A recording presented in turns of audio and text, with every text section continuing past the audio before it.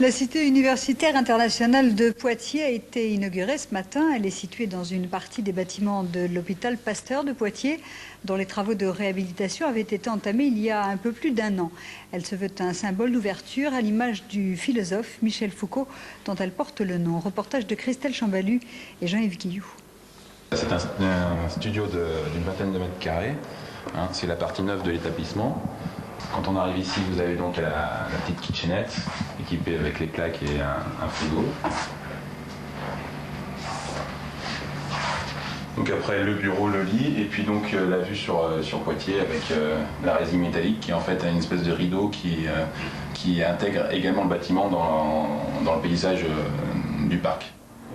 108 logements d'une surface de 18 à 42 mètres carrés pour un loyer oscillant entre 320 et 390 euros. Cette cité U internationale est dédiée à 60% aux étudiants étrangers et en priorité au 3e cycle. On est proche de la ville, c'est pas comme sur le campus il est assez loin. Et là, 2 minutes on est sur le campus, 2 minutes on est en ville, c'est assez agréable. Il n'y a pas le bruit de la ville, on ne le trouve pas ici. Et le bruit du campus non plus. Alors c'est un peu dans un coin qui est assez tranquille et c'est magnifique pour ceux qui font la thèse. Cet ancien pavillon des incurables de l'hôpital Pasteur a été réhabilité dans son style d'origine, puis greffé d'une construction contemporaine. Conçu dans un esprit de transparence et d'ouverture sur le monde, il offre des conditions de travail confortables.